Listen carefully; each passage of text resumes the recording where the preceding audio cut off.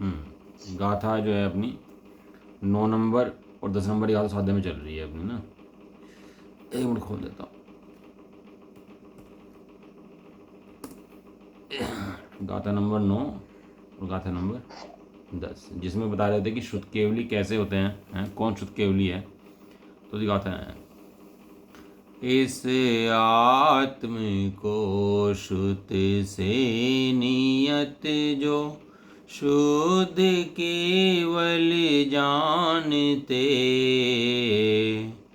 ऋषिगण प्रकाशक लोक के शुद्ध केवली उसको कहें शुद्ध ज्ञान सब जाने, जो जिन शुद्ध केवली उसको कहें सब ज्ञान सो आत्मा ही है शुद्ध केवली उससे बने।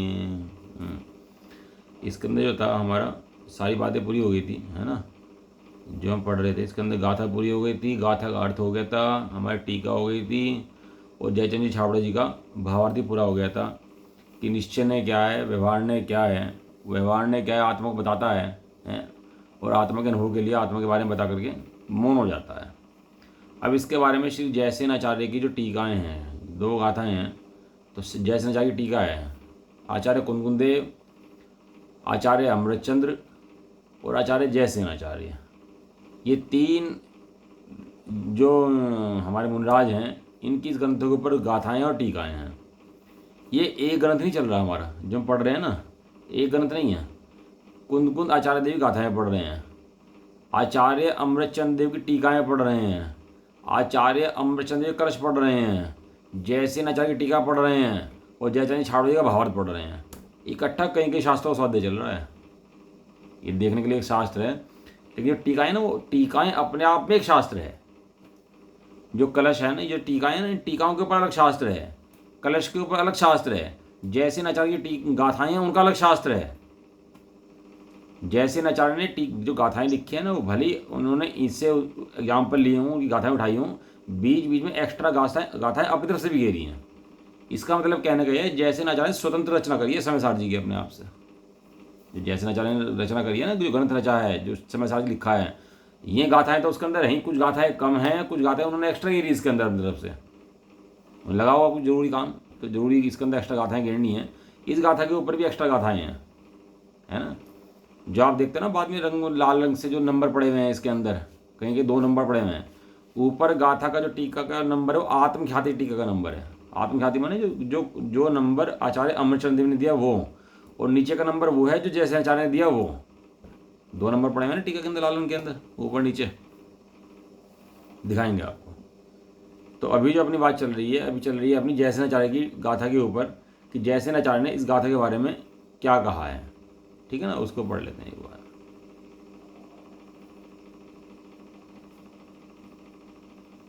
कहाँ चला गया, एक सेकंड।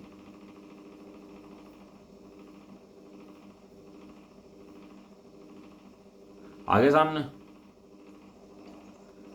जो आचार्य अमृतचंद देव की टीका है, जो गाथा है, जो उन्होंने टीका रची है, श्लोक रची है, उसका नाम है आत्मख्याति। उसका नाम क्या है?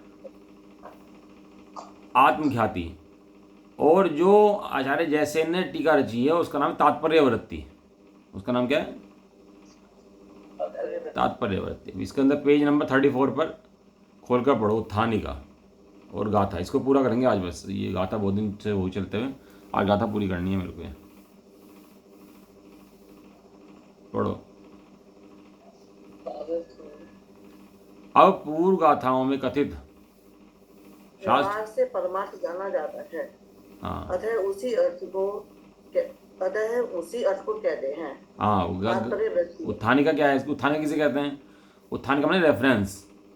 उत्थानिका माने रेफरेंस, कि इस गाथा के अंदर क्या सब्जेक्ट है, क्या कहने वाले इस गाथा के अंदर, क्या क्वेश्चन है इस गाथा का, गाथा क्यों आई है, गाथा क्यों आई, इसका नाम उत्थानिका है। उत्थान क्यों हुआ है इसका गाथा का, ये सूत्र क्यों रचा गया, तो इसके लिए लिखते हैं उत्थानिका। तो उत्थानिका कह रहे हैं कि व्यवहार से प्रमाण जाना जाता है, व्यवहार से प्रमाण जानने की विधि है, तो उसको अर्थ कहते हैं उसका। पढ़ो तात्पर्यवृत्ति। तात्पर्य वृत्ति जो अर्थात जो करता ही अर्थात निश्चय से सुदेन अर्थात भावश्रुत रूप स्व संवेदन ज्ञान से निर्विकल्प समाधि साधन से अभिगच्छति अर्थात सर्व प्रकार से जानता है, अनुभव करता है। प्रश्न किसको अनुभव करता है? उत्तर अपाणम अर्थात आत्मा को अनुभव करता है। इणम इस चक्षुभूत आत्मा को अनुभव करता है। तू पुनः प्रश्न कैसे आत्मा को अनुभव करता है? उत्तर केवलम अर्थात असहाय आत्मा को अनुभव करता है। शुद्धम अर्थात रागादि रहित आत्मा को अनुभव करता है। तम उस जीव को शुद्ध केवली निश्चय शुद्ध केवली इसीणों परम ऋषि भ्रंति कहते हैं। प्रयप्त दिव्यरा लोक को प्रकाशित करने वाले परम ऋषि कहते हैं। इस गाथा द्वारा निश्चय शुद्ध केवली का लक्षण कहा है। अब जो सुदान इत्यादि सुदनाण जो करते हैं सुदनाण इत्यादि इत्यादि सुदानी सुदनाण सुदानी सुदनाण लिखा हुआ है, सुदनाण इत्यादि अर्थात जो करता द्वादशांग रूप द्रव्य शुद्ध को संवम संपूर्ण शुद्ध को जानता है, उसे शुद्ध केवलिम व्यवहार शुद्ध केवली तमाहु उस पुरुष को कहते हैं। प्रश्न वे कौन है जो ऐसा कहते हैं? उत्तर जिणा वे जिनेन्द्र सर्वज्ञ हैं जो ऐसा कहते हैं। प्रश्न किस कारण से कहते हैं? उत्तर जमहा क्योंकि सुदृणाणम द्रव्य शुद्ध के आधार निमित्त से भाव शुद्ध ज्ञान उत्पन्न होता है। आधा आत्मा भाव शुद्ध ज्ञानी होता है। प्रश्न कैसे होता है? उत्तर संवम आत्मा के संवेदन के सर्व विषय का अथवा पर विषय का ज्ञान होता है। तमहा इस कारण से शुद्ध केवली वह शुद्ध केवली है। हाँ देखो कितना बढ़िया गाथा काट दिया है इन्होंने भी।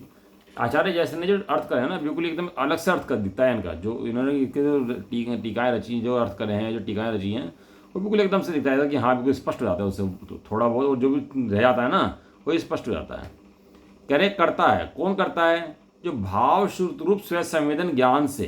क्या शब्द है इसके अंदर? भाव श्रुत स्व संवेदन ज्ञान है। किसी ने गाली दी और पता लगा हमें गाली नहीं दी, किसी का नाम देकर गाली दे रहा था तो हमें कोई एहसास नहीं होता उसका कि ठीक है दे रहा होगा, लेकिन पता लग जाए हमें गाली दे रहा है तो वो भाव शुद्ध ज्ञान में उसका एकदम एहसास हो जाएगा तुमसे। होगा नहीं होगा? है कोई प्रॉपर्टी है हमारी, हमने प्रॉपर्टी को हम प्रॉपर्टी में आग लग गई तो हमें एकदम से कितना खेद होगा कि अरे प्रॉपर्टी में आग लग गई भैया सारा सामान जल गया। लेकिन पता लगा उसका इंश्योरेंस हुआ था है, या वो प्रॉपर्टी मैंने बेच दी थी वो प्रॉपर्टी में बेच चुके हैं तो अब वो भाव शुद्ध ज्ञान के अंदर कितना खेल बदल गया उसका है। पूरा प्लेन टकरा गया, एक्सीडेंट हो गया, 300 आदमी मर गए, दुख तो हुआ 300 आदमी मर गए, लेकिन उसके अंदर अपना बच्चा भी था। क्या हुआ? इसे कहते हैं भाव शुद्ध ज्ञान है। अपना तो आने के बाद जो उसके अंदर भाव आता है, अपना तो आने का जो जुड़ता है जीव, उसका नाम भाव शुद्ध ज्ञान है। भाव शुद्ध में स्व संवेदन करता है, स्व संवेदन। ये जो जीव पर का संवेदन करता है यहाँ पर आकर स्व का संवेदन करता है अपने आत्मा, तो जो है स्व का संवेदन होता है उसका नाम भाव शुद्ध ज्ञान। खाली सुनने से नहीं, सुन तो लिया और भावना है नहीं, भाव शुद्ध ज्ञान है ही नहीं। भाव शुद्ध ज्ञान में अपने को अनुभव करना, अपने शुद्धात्मा को अपना जानना, शरीर को ऊपर जानना, इसका नाम भाव शुद्ध ज्ञान है। समझ में आया? भाव शुद्ध ज्ञान का मतलब ऐसा खाली कान से सुन लिया हमने आत्मा जानते हो? क्या जानते हैं आत्मा? कि बताओ आत्मा के बारे में क्या बताना है मेरे को, कितनी बतानी है बताओ। आत्मा ऐसा होता है, इतने ज्ञान वाला होता है, ऐसा होता है, बताओ शास्त्र का कौन सा रेफरेंस दूँ, कौन सा पेज नंबर बताऊँ, कौन सी टीका बताऊँ, सब याद मुझे आत्मा के बारे में है। बताओ आत्मा के बारे में याद है कि नहीं है? बिना समय संवेदन के याद नहीं है। आत्मा के बारे में पता है, आत्मा का नहीं पता है? और आत्मा कब पता चले? जब भाव शुद्ध ज्ञान में स्व संवेदन कर ले तब है। आत्मा में ज्ञान तो सबके है और आत्मा तो सब कहते हैं कि आत्मा में ज्ञान है, आत्मा में ज्ञान है, लेकिन ज्ञान में आत्मा तेरे आ रहा कि नहीं आ रहा? और वो जहाँ इसका एकत्व जुड़ता है, जहाँ इसका अपनापन जुड़ जाता है, वहाँ बिना कहे भाव शुद्ध हो जाता है। अभी मुझे गाली दे, नवीन तू ऐसा है, नवीन तू ऐसा है, बहुत गाली दे हैं। अब मुझे बहुत गुस्सा आ रहा हो और बराबर में दूसरा नवीन बैठा हुआ है, मुझे पता ही नहीं हुआ। तो वो कहने लगे भाई तुम्हें नहीं दे रहे, इसे दे रहे। जैसे क्लास में होते हैं ना, पहले स्कूल में बच्चे होते थे, तो एक का नाम 1 होता था, एक का नाम 2 होता था, हैं। नवीन 1, नवीन 2, अजय 1, अजय 2 होते थे नहीं होते थे। अब वो मैडम गुस्सा आ जाए, खूब गाली दे वहाँ से, और इससे लगे मुझे गाली चल रही हैं, तो कैसा फीलिंग आती है अंदर में इसके, हैं कि बताओ मुझे गाली दे रही हैं, ऐसा खेद आता है। और पता लगे गाली इसको दी जा रही है तो कहाँ गया वो सारा का सारा, कहाँ गया सारा। बहुत सी बार क्या होता है ना, जब वो इनाम देते हैं ना स्टेज से, तो नाम बोलते हैं कि भाई फलाने का नाम निकला। अब बहुत बच्चे बैठे रहते हैं, तो गलत फहमी में बच्चा उत्साहित तो रहते ही हैं, वो भागा भागा आता है कि इनाम मेरा मिल गया, मेरा मिल गया, भाग भाग के आता है। और जैसे इनाम मिलने वाला तो पता लगा आपके सन ऑफ क्या हैं, कि मेरे सन ऑफ तो ये हैं, कि नहीं भैया तुम्हारा नहीं है, ये इस सन ऑफ का है, सन ऑफ ये चीज़ है। तो उसको एकदम से बताता है अरे मेरा तो इनाम नहीं मिला, मुझे मिलते मिलते रह गया है। तो सारा खेल स्व संवेदन का है। ये जी पुद्गल का संवेदन तो करता है, लेकिन अपने शुद्धात्मक संवेदन भाव शुद्ध ज्ञान में करता नहीं है। और करना क्या है इसको, कि अपने भाव शुद्ध ज्ञान में अपना स्व संवेदन करना है। जो संवेदन है ना वो बदलना है, खाली शब्द नहीं बदलने हैं, मन के विचार नहीं बदलने हैं, संवेदन बदलना है अपना। और जब संवेदन नहीं बदलता तब धर्म शुरू नहीं होता। समझ में आया। अपनत्व आना चाहिए, स्वामित्व आना चाहिए। सारा खेल स्वामी बने का तो है। ये दुख क्यों होता है, बाहर में नुकसान होता है, कोई लुटता है, मरता है, हमारा कुछ होता है तो हमें खेद होता है। क्यों होता है खेद ही हमारे को, क्योंकि वो स्वामित्व जुड़ा हुआ है, हमारा एकत्व जुड़ा हुआ है उसके अंदर। वो दुख उस स्वामित्व का, उस एकत्व का है। वो दुख किसी और चीज़ का नहीं है। अभी स्वामी टूट जाए उसके अंदर से तो कि दुख होगा फिर उसके बाद। मुनराजों को क्यों उपसर्ग हो जाते हैं और उन्हें फिर भी मुनि हुए वो अरहंत बन जाते हैं। जो स्वामित्व नहीं है उसके अंदर, एकत्व नहीं है उसके अंदर। भाव शुद्ध ज्ञान से उसके अंदर जुड़ता है, जड़ के अंदर जुड़ता है, जड़ को सब कुछ मानता है और जड़ को ही भोगता है। तो भाव शुद्ध ज्ञान से संवेदन उसी का करता है। यहाँ कह रहे हैं कि निश्चय से क्या करें, भाव शुद्ध ज्ञान स्व संवेदन रूप निर्विकल्प समाधि से। इसी का नाम निर्विकल्प समाधि है। जो स्व संवेदन है इसका नाम निर्विकल्प समाधि है। और स्व संवेदन के अंदर नय नहीं है। नय के द्वारा समझाया था, लेकिन जब संवेदन करता है उस समय नय नहीं पढ़ते। जिस समय अनुभव करता है, संवेदन करता है, उस समय नय नहीं पढ़ते। वो कर रहा है ना अनुभव फिर तो अपनी वस्तु का है। निर्विकल्प समाधि सब जानता है। अब सब जानता है माने जो द्वादशांग का सार आत्मा था उसने उसको जान लिया। क्या जान लिया? द्वादशांग का सार जान लिया। घर में आग लग जाए अपने और रत्न पड़े हों और भी सामान भूसाए रखे हों, कपड़े लत्ते रखे हों, तो क्या लेके भागोगे? कपड़े लत्ते लेके भागोगे, रत्न लेके भागोगे अपने वहाँ से? वहाँ से जो जरूरी है, कि क्या जरूरी है, कि जो सारभूत है वो लेके भागेंगे। या द्वादशांग का सार क्या है, कि द्वादशांग का सार आत्मानुभव है और आत्मा को प्राप्त कर लिया। तो आत्मा को प्राप्त कर लिया तो कहते हैं कि इसको द्वादशांग का ज्ञान हो गया। रतन लेके भाग गया मतलब सब लेके भाग गया। रतन निकाले ना उसने वहाँ से। अब कपड़े की, लत्ते की, बिस्तरे की, बेड की कोई जरूरत, चिंतामणि लेके भाग गया। चिंतामणि मच गया। ट्रेन में जा रहा, सब लूट गया, चिंतामणि नहीं लूटा। तो क्या लूटा? कुछ भी नहीं लूटा। चिंतामणि तो अपने पास ही है, फिर दोबारा चिंता करेगा फिर मिल जाएगा वो तो एकदम से दोबारा से। तो ऐसा कि वो उसके सार को जानता है, सार को अनुभव करता है। द्वादशांग के सार को सारा द्वादशांग पढ़ ले और सार को अनुभव ना करे तो कार्यकारी नहीं है।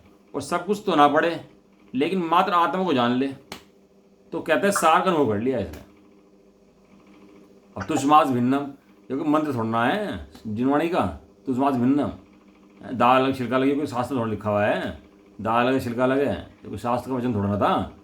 वो तो उसको देखा दाल बीनती भी को और बिछाती भी को, और देख करके उन्होंने रट लिया और अपना काम उसी से केवल ज्ञान प्राप्त कर लिया। अब उन्होंने द्वादशांग पढ़ा कि नहीं पढ़ा? 12 अंग, 12 अंग, इतने सूत्र, इतने ये सब ज्ञान में आ गए। जब स्त्री शादी होकर आती है ना, नई स्त्री शादी होकर आती है तो क्या होता है कि वो जानते तो है नहीं रिश्तेदार का नाम सबके, कौन मौसा है, कौन फूफा है, कौन चाचा है, कौन ताऊ है, कौन मामा है, कौन किसके क्या हैं। लेकिन शादी होते ही जैसे शादी हुई उसने सबकी रिश्तेदारी बन गई, नहीं बन गई उसकी? अब भले ना जानती हो, हैं कि मामा मामा हो गया, फूफा फूफा हो गया, सबका सब हो गया कि नहीं हो गया अपने। अब जानने की बात है भले, लेकिन शादी होना मुख्य है। यहाँ क्या है, जीव जानता तो सब है लेकिन शादी नहीं करता। ये परिणति ध्रुव से शादी नहीं करती, बात ये है। पर्याय में ध्रुव के प्रति अपनापन तो है नहीं, और बाकी सब जान लेता है ध्रुव के बारे में। आत्मा के बारे में बताओ क्या क्या है, तो आत्मा के बारे में बहुत पढ़ लेता है। ऐसा नहीं जानते लोग, बहुत जानते हैं, बहुत जानते हैं। लेकिन जो कुंद देव ने एक शुद्ध पर्यायों से पार, गुणों से पार एक शुद्धात्मा नाम बताया, उस शुद्धात्मा के अंदर अपनत्व, अहम, एकत्व वो नहीं पैदा होता। और वो कहाँ पड़ा रहता है, वो पर पुद्गल में पड़ा रहता है। तो पर पुद्गल में पड़ा रहता है तो मिथ्या चलता रहता है, मोह चलता रहता है लगातार। आचार्य कुंद देव ने मोह के अभाव का उपाय बताया कि मोह का अभाव तेरा कैसे होगा। सर्वप्रकार जानता है? अब उसने किसको जान लिया सर्वप्रकार से, कि जो शुद्धात्मा था उसे सर्वप्रकार जान लिया। अब द्वादशांग को जानने की जरूरत नहीं पड़ती, उसको इतना याद है। जो सब अपने आत्मा को जान लेता है, मुनिराजों के लिए बाधा नहीं है, दर्शन की, पूजा की, शास्त्र पढ़ने की बाधा नहीं है। आपने देखो जो पूजा पाठ है ये चारित्र गुण की विकारी पर्याय हैं। देवशास्त्र गुरु का जो ये करते कहते हैं ना कि श्रद्धान है या पूजा है, पाठ है, चारित्र गुण की विकारी पर्याय है। जब सम्यक दर्शन श्रद्धा गुण की निर्विकारी पर्याय का नाम है। सम्यक दर्शन किसे कहते हैं? श्रद्धान गुण की निर्विकारी पर्याय का नाम सम्यक दर्शन है। तो क्या पूजा पाठ ना करेगा भाई, कि पूजा पाठ कर लें, श्रद्धा के अंदर पूजा पाठ आ गई ना तो दिक्कत हो जाएगी। श्रद्धा के अंदर तो एक शुद्धात्मा है, तो बिना श्रद्धा में पूजा पाठ कर लें, कि श्रद्धा के प्रति, पूजा पाठ के प्रति इतनी श्रद्धा रख कि इसके द्वारा मेरा काम होगा, लेकिन इससे काम होगा ऐसा नहीं है। काम तो शुद्धात्मा से ही होगा। हॉस्पिटल में आते हैं, एडमिट होते हैं, तो वहाँ वैसे बिना श्रद्धा के एडमिट हो जाते हैं क्या? ये श्रद्धा में एडमिट होने के बाद भी, श्रद्धा में आने के बाद भी, एडमिट होने के बाद भी अंदर क्या चलता रहता है? क्या चलता है? उसको उपाधि मानते हैं क्या? कब निकलूं डॉक्टर साहब, कब छुट्टी दे रहे? एडमिट होते ही डॉक्टर साहब कब छुट्टी दोगे बताओ? डॉक्टर साहब कल का परसों चलता, आज चला जाऊँ क्या, कल चला जाऊँ क्या? चलते ही चलता ही है भाई। तेरी इतनी दिक्कत थी तो आया क्यों यहाँ पे? मतलब तो एडमिट आ गया यहाँ पे, घर इलाज कर लेता अपना। यदि इतनी समस्या तुझे थी तो घर ही बैठ जाता, यहाँ पर आया क्यों है? वो बिना श्रद्धा का आ गया क्या तू वहाँ पर? बिना श्रद्धा की पूजा पाठ हो गया क्या? पूजा भी करता है, पाठ भी करता है, लेकिन ये जानता है चारित्र गुण की विकारी पर्याय है। और सम्यक दर्शन जो है श्रद्धा गुण की निर्विकारी पर्याय का नाम है। और श्रद्धा गुण की निर्विकारी पर्याय क्या? कि स्वयं संवेदन। इस स्वयं संवेदन के अलावा जो कुछ है वो सब पर है, वो सब स्वयं नहीं है। एकमात्र मैं स्वयं और बाकी सब पर। जब नहीं टिक पाता उसके अंदर तो बाहर आता है, तो बाहर आकर अवलंबन लेता है देवशास्त्र गुरु का। वो सेकेंडरी चीज है, फर्स्ट चीज अपना स्वयं संवेदन है। सर्व प्रकार से जानता है, अनुभव करता है। किसका अनुभव करता है? आत्मा का। आत्मा माने होता है अपाणम, अप्पा, अप्पा अरे ना, अप्पा, अप्पा माने तुझे तो अप्पा अप्पा लगा रहा है अपना, है वो दिखता ही नहीं तुझे, कहता है ना अप्पा अप्पा लगा रहा है तुझे, तो बस तो किसी मतलब नहीं है। मतलब क्या था इसका? तुझे तो अपना अपना चाहिए बस, है भैया। अप्पा माने मैं, अप्पा, अप्पा सो परम अप्पा। आचार्य गोविंद देव लिखते हैं अप्पा सो परम अप्पा। आत्मा है जो परमात्मा है, मैं हूं जो परमात्मा हूं, अप्पा सो परम अप्पा। परम अप्पा माने परमात्मा हूं, मैं आत्मा हूं तो भगवान हूं। एक हल्की फुल्की बात नहीं लिखते आचार्य गोविंद देव। अप्पा सो परम अप्पा, जो जानी हूं, जो ऐसा जानता है कि मैं परमात्मा हूं तो भगवान बन जाता है। गाथा है इसकी, जो जानूं, क्या जानता है? अप्पा सो परम अप्पा। कौन हुआ जी मैं? अप्पा सो परम अप्पा हूं कि नहीं हूं? अप्पा, अप्पा अर्थात आत्मा को अनुभव करता है। और जो आत्मा को प्रत्यक्ष अनुभव करता है, कैसे आत्मा को अनुभव करता है? असहाय आत्मा को अनुभव करता है। कैसे आत्मा को? ये तो बड़े असहाय है जी, हैं? हमें तो भैया इन बच्चों ने असहाय छोड़ दिया, सुनते नहीं बिल्कुल हमारी, ना हमारी मानते, ना हमारा कहना मानते, कुछ नहीं। असहाय छोड़ दिया, मतलब बिल्कुल नहीं करते हमारी, हैं? असहाय कर दिया हमारे को, है ना? असहाय आत्मा जो है असहाय है। असहाय माने किसी की सहायता की जरूरत नहीं है कि मैं शास्त्र पढ़ रहा हूँ ये तो सहायता कर रहा है कि नहीं कर रहा है। कि शास्त्र पढ़ने की जरूरत नहीं है आत्मा को। ऐसा आत्मा है, ऐसा है, ऐसा है मैंने दरकार नहीं है किसी दूसरे की। ऐसा है आत्मा को अनुभव करता है, अर्थात रागादि रहित आत्मा को अनुभव करता है। रागादिक से आत्मा बढ़ नहीं जाता और रागादिक जाने से आत्मा घट नहीं जाता। फोड़ा हो जाए शरीर के अंदर तो शरीर बढ़ जाता है क्या? और फोड़ा काट देते हैं तो शरीर घट जाता है क्या? कुछ नहीं होता है। रागादिक रहित, रागादिक फोड़े के समान है। हो तो बढ़ता नहीं है, कट जाए तो घटता नहीं है। ऐसा आत्मा, परिपूर्ण आत्मा जो अनुभव करता है, उस जीव को निश्चय शुद्ध केवली परम ऋषि कहते हैं। कौन कहते हैं? लोक को प्रकाशित करने वाले। लोक को प्रकाशित क्या कहते हैं उसको? परम ऋषि। क्या कहते हैं? परम ऋषि। अभी तो भगवान की पूजा पड़ता है ना, हे भगवान आप ही सब कुछ हो, आप देने वाले हो, आप ही बस करता, आप ही भगवान हो, मैं तो बामर हूँ, मैं दीन हूँ, हीन हूँ, गया गुजरा हूँ, बित्ता हूँ, टुट्टा हूँ, फुट्टा हूँ, मेरा तो कुछ है ही नहीं, मैं तो मर गया जी गया, तुम ही भगवान हो, मैं तो कोई भगवान बन नहीं सकता है। और जाके चरणों में लोटपोट हो जाएगा बस है। अरे भगवान को देख करके अपना भगवान नहीं देखा, उसने भगवान को देखा ही नहीं है। अभी विनय भी करता है और भगवान जैसा अपने को मानता भी है। सेठ का बच्चा होता है तो सेठ ही होता है भाई, भिखारी नहीं होता कि बाप तो सेठ है बच्चा भीख मांग रहा। सेठ के बच्चे सेठ, शेर का बच्चा शेर होता ही नहीं होते, और गधे का बच्चा गधा। हम किसके बच्चे हैं? हम अरहंत भगवान के बच्चे हैं। जैसे अरहंत वैसा मैं। क्यों जी? हम शेर के बच्चे हैं, गिदड़ के बच्चे हैं।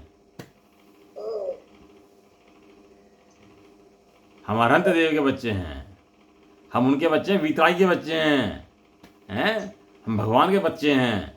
तो भगवान का बच्चा भगवान बनेगा कि कुछ और बन जाएगा? भगवान बनेगा, भगवान का बच्चा भगवान। अरे आगे गोदी में बैठ जाता है भाई पोता भी, दादा की दुकान पर आकर वो गोदी में खेलता रहता है और अपने को दादा जैसा मानता है कि ये सब संपत्ति मेरी है, सब दादा मेरे हैं। कैसे जानता है मेरे हैं?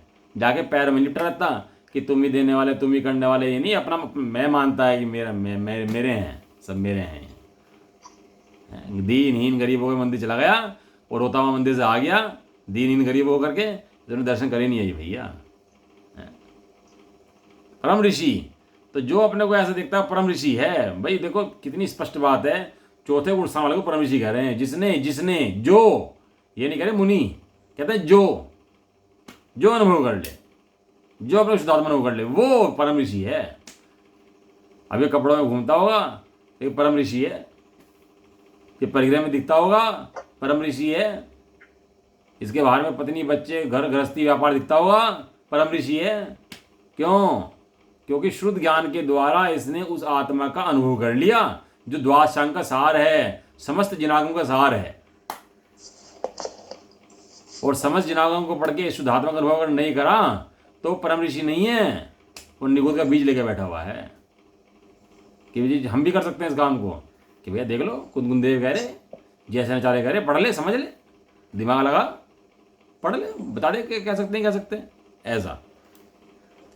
इस गाथा द्वारा निश्चय शुद्ध केवली का लक्षण कहा है। निश्चय शुद्ध केवली कौन होते हैं, लक्षण कहा है।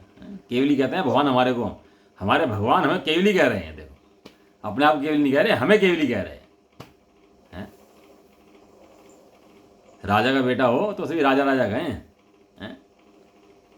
राजा, हम कौन राजा? हम चेतन राजा। मैं कौन? मैं चेतन राजा हूं भैया। ये पुद्गलों का भोग मैं नहीं करने वाला, ये शरीर पुद्गल मैं नहीं हूं, मैं चेतन राजा हूं। अब निश्चय शुद्ध केवली का लक्षण कहा है इस गाथा द्वारा। अब व्यवहार शुद्ध केवली का लक्षण कहेंगे। व्यवहार शुद्ध केवली माने जो कर्ता द्वादशांग रूप शुद्ध ज्ञान को संपूर्ण जानता है। द्वादशांग होते हैं ना, 12 अंग होते हैं, इतने सूत्र हैं, इतनी टीकाएं हैं, सब चीज़ें हैं, इतने भाग हैं उसके हैं, 11 अंग 14 पूर्व हैं। उसको द्रव्य शुद्ध को संपूर्ण जानता है। भावलिंग के संतों को ज्ञान हो सकता है द्वादशांग का, बिना भावलिंग के द्वादशांग का ज्ञान हो ही नहीं सकता। मिथ्या दृष्टि को जाया जाता ज्ञान होगा, कितना ज्ञान होगा कि 11 अंग 9 पूर्व ज्ञान होगा। 11 अंग 9 पूर्व से आगे मिथ्या दृष्टि बढ़ नहीं सकता। जिसे 11 अंग 9 पूर्व से ज़्यादा ज्ञान हो गया वो नियम से समदृष्टि होगा, मुनिराज होगा। इससे नीचे घूम के नहीं हो सकता वो ज्ञान। द्वादशांग रूप द्रव्य शुद्ध को, संपूर्ण शुद्ध को जानता है, सबको जानता है, उसे व्यवहार केवली कहते हैं। वे कौन है कि वे जिनेन्द्र सर्वज्ञ हैं। जो द्वादशांग को जानते हैं वे कौन है? जिनेन्द्र सर्वज्ञ हैं, गणधर आदि भी हैं, जो द्वादशांग को जानते हैं, जो संपूर्ण विश्व को जानते हैं, तीन लोक को जानते हैं, पूरी व्यवस्था को जानते हैं, वे कौन है? जिनेन्द्र सर्वज्ञ हैं। क्या जिन्होंने ऐसा कहा है, जिन सर्वज्ञ ने ऐसा कहा है, देखो कह रहे हैं कि जिनेन्द्र सर्वज्ञ ने कहा है। कितनी इंपॉर्टेंट बात है ये कि जिनेन्द्र सर्वज्ञ ने कहा है। किसके आड़ती हैं? खुद को बेचारे किसके आड़ती हैं? किसका मान लेके बैठे? हाँ, जिनेन्द्र सर्वज्ञ का। और चौथा गुण स्थानवर्ती जो ये है ना, ये जो जीव है, ये भी जिनेन्द्र का आड़ती है। ये आड़त में कोई और माल नहीं बिकता उसकी, इसकी आड़त में भी जिनेन्द्र का माल बिकता है। गेहूं का आड़ती, दाल का आड़ती, चावल का आड़ती, तो जिसका आड़ देगा वही तो सामान बेचेगा, तो कुछ और धर लेगा दुकान पर। ऐसे ये कौन है? जिनेन्द्र का आड़ती। इस समय साठ जी पढ़ रहे हैं, हम सब सुबह पढ़ रहे हैं, जिनेन्द्र का आड़ती हैं, भगवान का आड़ती हैं। हम भगवान का आड़त करते हैं, हम भगवान का माल बेचते हैं। हमारे पास क्या है? हमारे भगवान का माल है। कौन से भगवान का? जिनेन्द्र भगवान का माल है हमारे पास। समझ में आया? वे जिनेन्द्र सर्वज्ञ हैं। क्यों कहते हैं? क्योंकि द्रव्य शुद्ध के आधार से भाव शुद्ध उत्पन्न होता है। द्रव्य शुद्ध से नहीं होता, द्रव्य शुद्ध पढ़ता है तो भाव शुद्ध होता है, लेकिन संपूर्ण द्रव्य शुद्ध पढ़ने की जरूरत नहीं है उसके अंदर। कोई लगाए पहले द्वादशांग पढ़ूंगा तो भाव शुद्ध होगा, ऐसा नहीं है। द्रव्य शुद्ध के आधार से वो जो तुष्मास भिन्नम भी पढ़ा ना उन्होंने, तो वो भी द्रव्य शुद्ध था। इतना सा द्रव्य शुद्ध काफी है भाव शुद्ध के लिए। इस बहुत ज़्यादा भाव शुद्ध की जरूरत नहीं है इसके अंदर कि द्वादशांग पढ़ूंगा तो द्रव्य शुद्ध हो पाएगा, नहीं तो द्रव्य शुद्ध कभी हो ही नहीं पाएगा कि द्वादशांग पढ़ेगा पाएगा और द्रव्य शुद्ध भाव शुद्ध हो नहीं पाएगा। क्योंकि द्रव्य शुद्ध के आधार से जितना भी थोड़ा बहुत द्रव्य शुद्ध है उसके आधार से भाव शुद्ध उत्पन्न होता है। आत्मा भाव शुद्ध ज्ञानी होता है। कैसे होता है? कि आत्मा के स्वयं संवेदन के सर्व विषय का अर्थात समस्त विषय ज्ञान हो जाता है। इस कारण से वह शुद्ध केवली है। संपूर्ण आत्मा ज्ञान हो जाता है उसको, है संपूर्ण आत्मा ज्ञान हो जाता है उसको। तो क्या हो जाता है? वो शुद्ध केवली होता है जो अपना ज्ञान स्वाभाविक देखता है, जो ज्ञान है। भाव शुद्ध ज्ञान तो हमेशा रहता है, वो दृष्टि बदलनी है। हाँ, बहुत सुंदर। भाव शुद्ध ज्ञान तो त्रिकाल है जीव के पास। ऐसा एक इंद्रिय जीव भी नहीं है जिसे भाव शुद्ध ना होता। वो भी वेदन तो करता है ना, स्पर्शन का उसका सबका वेदन करता है, लेकिन वेदन बदलना है। वो वेदन जो बाहर में हो रहा है वेदन में शुद्धात्मा करना है, ऐसा। वो वेदन तो बदलना है, वो करना क्या है? पढ़ो जी आगे। इसका आशय है जो भाव शुद्ध रूप स्व संवेदन ज्ञान के बल से शुद्धात्मा को जानता है वह निश्चय शुद्ध केवली है, किंतु जो स्व शुद्धात्मा का संवेदन नहीं करता है, भावना नहीं करता है तथा बाह्य विषय रूप द्रव्य शुद्ध के अर्थ अभिप्राय को जानता है वह व्यवहार शुद्ध केवली है। तो फिर क्या इस काल में भी स्व संवेदन ज्ञान के बल से केवली है? ऐसा नहीं है, क्योंकि जिस प्रकार पूर्व पुरुषों में पूर्व में पुरुषों को शुक्र ध्यान रूप सा संवेदन ज्ञान होता था, उस प्रकार इस समय नहीं होता है, किंतु धर्म ध्यान के योग्य स्व संवेदन ज्ञान अभी भी होता है। ऐसा अर्थ है। इस प्रकार निश्चय व्यवहार शुद्ध केवली की व्याख्यान रूप से दो गाथाओं द्वारा तीर्थस्थल पूर्ण हो। देवाचार्य देव ने कुछ छोड़ा नहीं है, मतलब इतना स्पष्ट कर दिया, कुछ छोड़ा नहीं आचार्य देवों ने कुछ बताने से। अब इन्होंने कह दिया कि भैया ये अनुभव यहाँ पर हो सकता है, और ये जो मित्र पक्ष हैं ये मानते नहीं अनुभव होता है, तो कह दी कि 1200 के बाद के आचार्य जो हैं हम उनको मानते ही नहीं हैं। जो सन 1200 के बाद के आचार्य हुए ना, जैसे आचार्य आदि जो हुए हैं, हम नहीं मानते भैया उनको 1200 के बाद के आचार्य को। तो समझेंगे क्या कहना चाह रहे हैं? यहाँ ये कहना चाह रहे हैं कि भाई ये काल तो ऐसा है, इसमें अनुभव तो हो नहीं सकता है, लेकिन अनुभव तो होता है। तो इसमें कह रहे हैं गाथा के अंदर कि हाँ अनुभव हो सकता है, यहाँ इस काल के अंदर भी अनुभव कर सकता है शुद्धात्मा का। ऐसा नहीं है कि यहाँ कोई बाधा है अनुभव करने की, यहाँ भी अनुभव कर सकते हैं, कोई दिक्कत नहीं अनुभव करने में। और वे कहते हैं कि भाई अनुभव नहीं कर सकता, और यहाँ कह रहे हैं अनुभव कर सकता है। तो बात कटी नहीं कट गया आपने दोनों की दोनों? वे से मतलब क्या है? वे कहते हैं, वे कहते, कौन कहता है वे कहते? मतलब वे कहता है मतलब कोई भी कहता है, मित्र पक्ष कहता है, कोई कहता है, जो भी कहता है, इन बातों को अनुभव नहीं हो सकता इस काल के अंदर। तो कहते हैं ऐसा नहीं है, जब तू इन भावों का अनुभव कर सकता है, पर भावों का अनुभव कर सकता है, कषायों का अनुभव कर सकता है, तो शुद्धात्मा का अनुभव भी कर सकता है। काल की बाधा नहीं है। जब काल में कषाय की अनुभव करने की बाधा नहीं है, तो शुद्धात्मा के अनुभव करने की बाधा कैसे आ जाएगी? वो बात बराबर है, तेरी श्रेणी नहीं मान सकता तू, श्रेणी मान के तू स्थिर नहीं हो सकता उसके अंदर, वो बात बराबर है, इतनी किसी नहीं है। लेकिन जान ना सके, उसको अनुभव ना कर सके, इतनी दिक्कत नहीं है। जैसे आचार्य कहते हैं, अब वो मानते नहीं है तो कहते हैं कि हम इन आचार्यों को नहीं मानते भैया, ये आचार्य गलत कहते हैं। मतलब जो जिन्होंने समय सारजी की टीकाएं कर दी आचार्यों ने, उन आचार्यों को मानने से मना कर दिया। अपने अभिप्राय से विपरीत हो गए तो उनको मानने से मना कर दिया। अपना है मना कर दिया। मित्र पक्ष वाले नहीं मानते ना, 1200 के बाद के मुनराजों को, जो मुनराजों को मानते ही नहीं है। तो कह रहे हैं कि भाव शुद्ध ज्ञान के बल शुद्धात्मा को जानता है, वह निश्चय शुद्ध के लिए किंतु शुद्धात्मा संवेदन नहीं करता, भावना नहीं करता, केवल द्रव्य शुद्ध को जानता है। तो व्यवहार केवल ही है क्या? नहीं है वो है? यह इस काल में भी अनुभव होता है कि नहीं होता? तो कहते हैं ऐसा नहीं है। जिस प्रकार पूर्व पुरुषों के शुक्ल ध्यान होता था, शुक्ल ध्यान माने श्रेणी रूप ध्यान होता, श्रेणी मानते थे, 8वीं 9वीं 10वीं 12वीं अरहंत बनते थे, हैं? तो वो इस समय नहीं होता। किंतु धर्म ध्यान के योग्य स्वयं संवेदन ज्ञान अभी भी होता है। धर्म ध्यान के योग्य स्वयं संवेदन है। वो भले ही पूरा खजाना का ना भोग सके, लेकिन जानता और देखता तो है अपने खजाने को कि मेरा खजाना कैसा है। यदि इतना खजाना ना देख पाए तो सम्य दृष्टि नहीं हो सकता। खाली बातों की गवाही की बात नहीं है यहाँ कि हमने कह दिया कि आत्मा है और चलो मैंने मान लिया आत्मा है। या तो भाव शुद्ध ज्ञान में अनुभव करने की बात है। दूसरी बात, यदि इस काल में भाव शुद्ध ज्ञान में अनुभव नहीं हो सकता तो आचार्य देव ये क्यों कहते कि भाव शुद्ध में अनुभव कर? समझ में आ रहा? आचार्य देव ने कहा भाव शुद्ध ज्ञान में अनुभव कर, स्वयं संवेदन कर। यदि वे जानते कि अनुभव नहीं हो सकता तो ऐसा क्यों कहते कि अनुभव कर? उन्होंने कहा है अनुभव कर, इसका मतलब हो सकता है। वे भी जानते हैं कि अनुभव हो सकता है, ये जीव अनुभव कर सकता है, और ये कहता है कि मैं अनुभव नहीं कर सकता, तो अपने अंदर रोड़ा अटका लेता है। इस प्रकार निश्चय व्यवहार शुद्ध केवली की व्याख्यान से 2 गाथाओं द्वारा तीसरा स्तर प्रकरण पूर्ण हुआ। करना कुछ नहीं, जो उपयोग कषायों में अपनापन मानता है, कषाय को अनुभव करता है, वैसा ही अनुभव जब तक शुद्धात्मा का ना हो जाए तब तक शास्त्र पढ़, देवशास्त्र गुरु का अवलंबन ले, लेकिन लक्ष्य में क्या रख कि शुद्धात्मा का अनुभव करना है, मैं शुद्धात्मा हूँ, ऐसा। बराबर है? चलो 2 गाथाएं जो हैं इन्होंने जैसे ने एक्स्ट्रा घेरी इसके अंदर, उन्हें इतना मजा आया गाथाएं पढ़ के कि 2 गाथाएं जो एक्स्ट्रा घेरी 11 नंबर की और 12 नंबर की हैं, इनको कहते हैं तात्पर्य वृत्ति में अतिरिक्त गाथा क्रमांक, गाथा 1 और गाथा 2।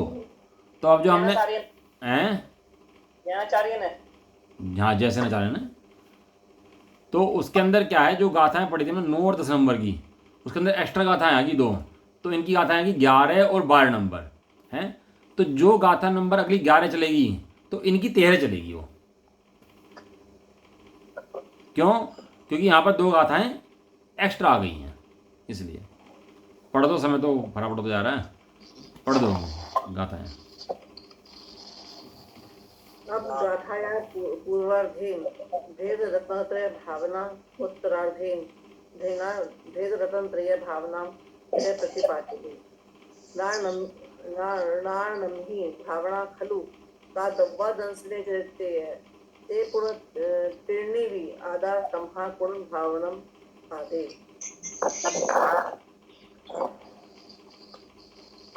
पढ़ो अब गाथा में, अब गाथा के पूर्वार्ध में, अब गाथा के पूर्वार्ध में भेद रत्नत्रय की भावना और उत्तरार्ध से अभेद रत्नत्रय की भावना का वर्णन करते हैं। गाथार्थ, नानम ही ज्ञान में, दर्शन में, या और चरित्र में खलु दृढ़ता से भावना का दब्बा करनी चाहिए। पुण जो ही वे तीनों भी आधा अभेद नय से एक आत्मा ही है। तम्हा इसलिए आधे आत्मा में भावनम गुण भावना करो। ज्ञान में, दर्शन में, चारित्र में भावना करनी चाहिए, क्योंकि 3 ही आत्मा है। मम ज्ञान में है आत्मा, दर्शन चरित में आत्मा। और प्रत्याख्यान में, योग में वे कहते हैं सब में मेरा आत्मा ही है। ये आवाज़ तो डिस्टर्बेंस कहाँ से हो रहा है? मेरे दर्शन में, ज्ञान में, चारित्र में, सब में आत्मा है। इसलिए किसकी भावना करो?